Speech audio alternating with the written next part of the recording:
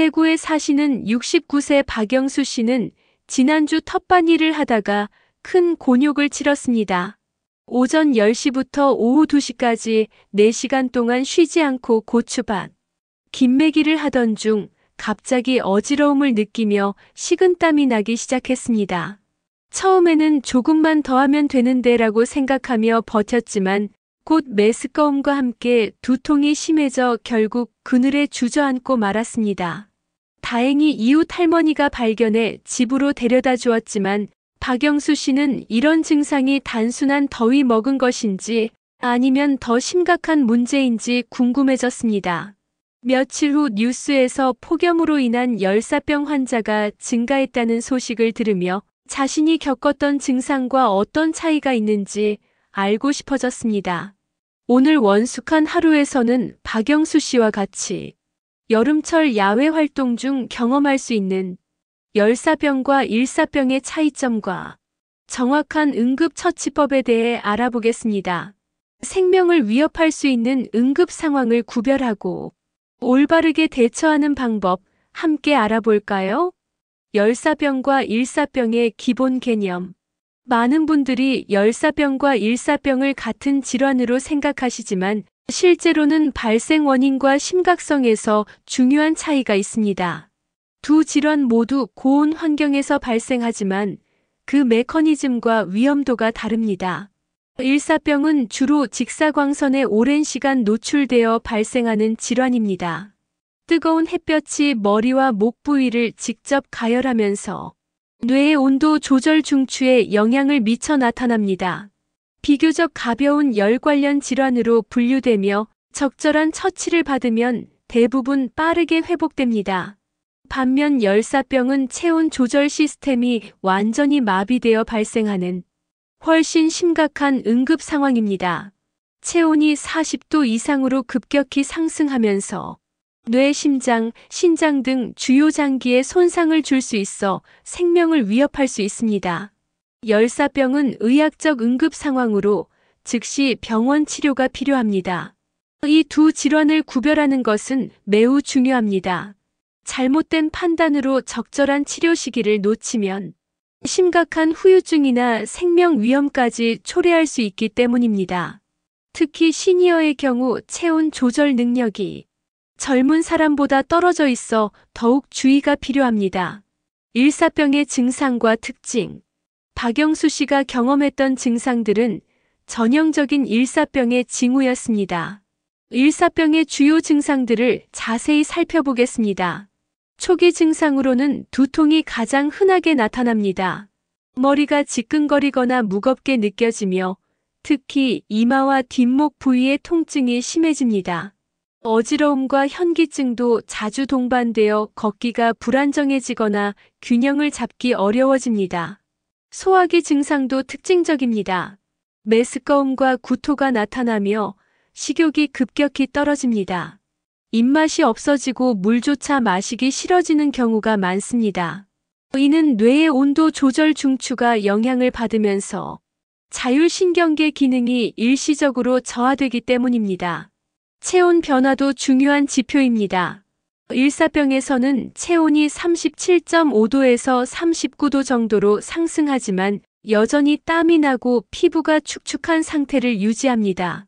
이는 체온 조절 시스템이 아직 작동하고 있다는 의미로 열사병과 구별되는 중요한 특징입니다. 기타 증상으로는 전신 쇠약감, 피로감, 집중력 저하 등이 나타날 수 있습니다. 심한 경우 일시적인 의식 저하나 혼란 상태가 올 수도 있지만 대부분 의식은 명료한 상태를 유지합니다. 일사병은 적절한 응급처치를 받으면 보통 30분에서 2시간 내에 증상이 호전되기 시작합니다. 하지만 방치하면 열사병으로 진행될 수 있어 초기 대응이 중요합니다. 열사병의 증상과 위험성. 열사병은 일사병보다 훨씬 심각한 응급 상황입니다. 체온 조절 중추가 완전히 마비되면서 나타나는 증상들은 생명을 위협할 수 있어 즉각적인 의료진의 개입이 필요합니다. 가장 특징적인 증상은 고체온입니다. 체온이 40도 이상으로 급격히 상승하며 이때 중요한 것은 땀이 나지 않는다는 점입니다. 피부가 뜨겁고 건조하며 붉은색을 띠게 됩니다. 이는 체온 조절 시스템이 완전히 고장났다는 신호로 열사병의 가장 중요한 진단 기준입니다. 의식 상태의 변화도 심각한 징후입니다. 의식이 흐려지거나 혼란 상태에 빠지며 심한 경우 의식을 완전히 잃을 수도 있습니다. 말이 어눌해지거나 횡설수설하는 모습을 보이기도 합니다. 경련이나 발작이 나타날 수도 있어 매우 위험한 상황입니다. 순환기계 증상도 심각합니다. 맥박이 빠르고 강하게 뛰며 혈압이 떨어질 수 있습니다. 호흡도 빠르고 얕아지며 심한 경우 호흡곤란이 나타날 수 있습니다. 이는 심장과 폐에 과부하가 걸리고 있다는 신호입니다. 열사병의 무서운 점은 다발성 장기 부전을 일으킬 수 있다는 것입니다.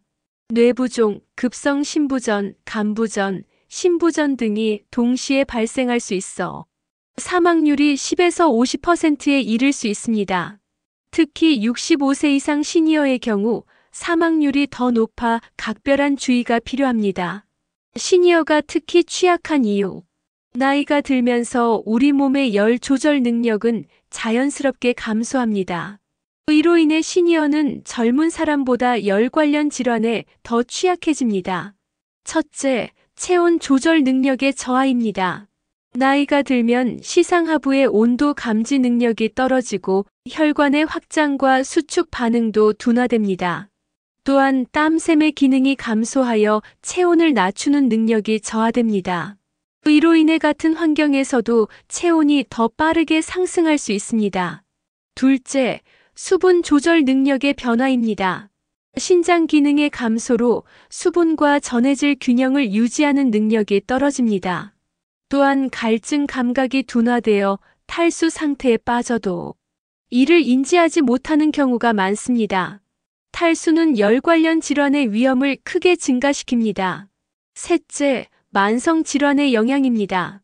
당뇨병, 고혈압, 심장병 등의 만성 질환은 체온 조절과 순환 기능에 영향을 미칩니다.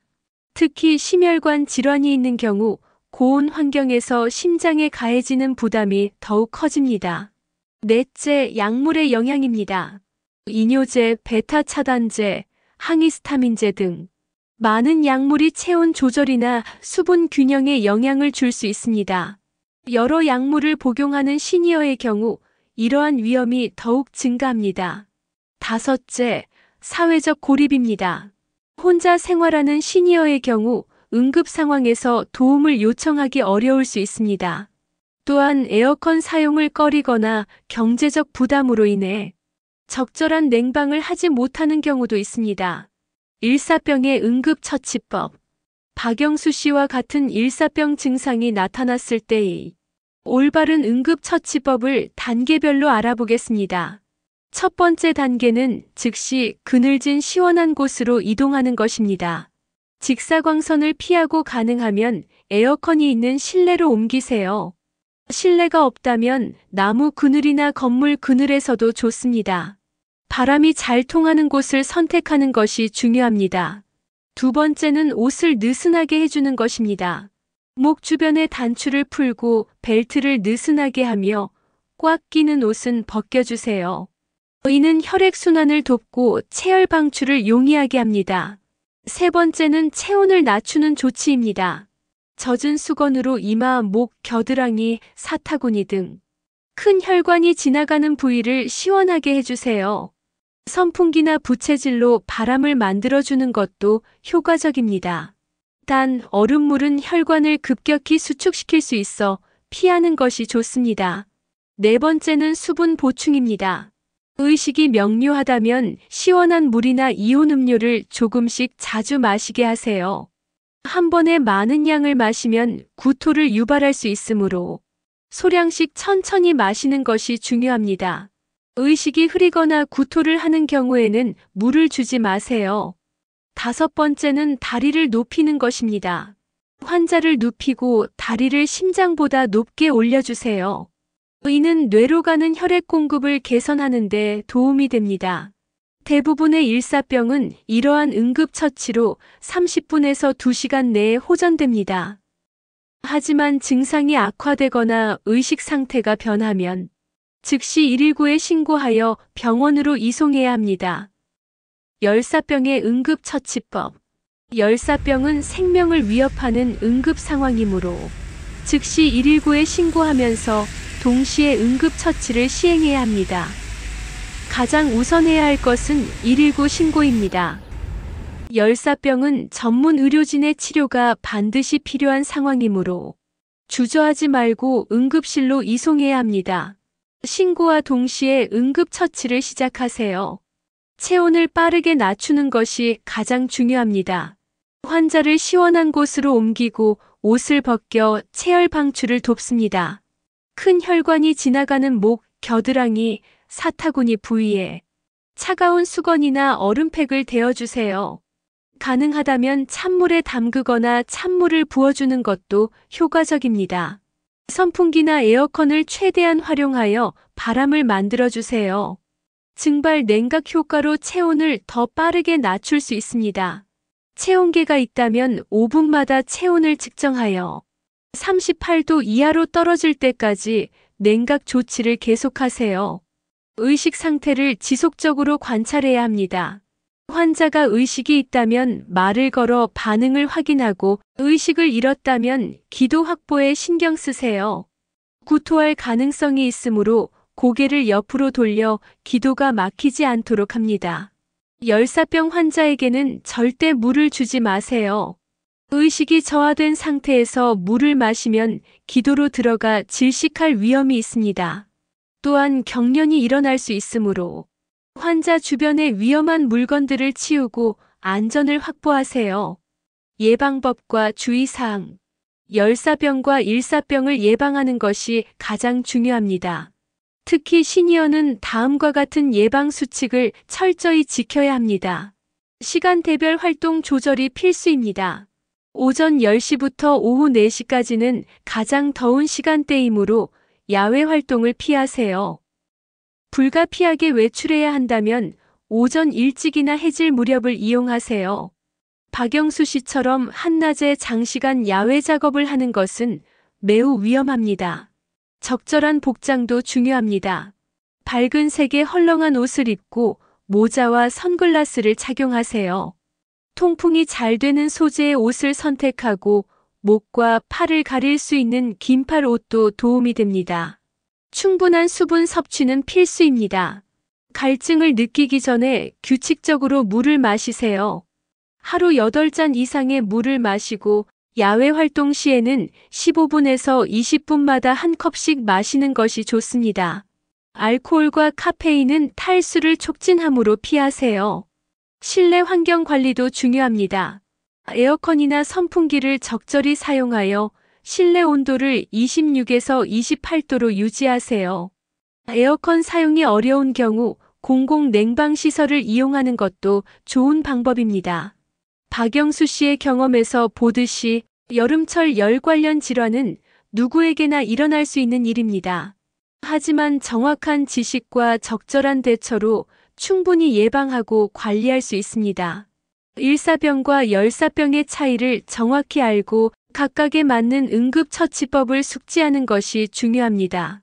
일사병은 적절한 응급처치로 빠르게 회복될 수 있지만 열사병은 생명을 위협하는 응급 상황임을 명심하세요. 시니어는 체온 조절 능력 저하, 만성 질환, 약물 영향 등으로 열 관련 질환에 더 취약합니다. 따라서 더욱 철저한 예방과 주의가 필요합니다. 한낮 야외 활동 피하기, 적절한 복장, 충분한 수분 섭취, 실내 환경 관리 등의 예방 수칙을 반드시 지키세요. 무엇보다 증상이 나타났을 때 혼자 해결하려 하지 말고 주변의 도움을 요청하거나 필요시 119에 신고하는 것을 주저하지 마세요. 빠른 대처가 생명을 구할 수 있습니다. 건강한 여름나기로 활기찬 일상을 유지하시길 바랍니다.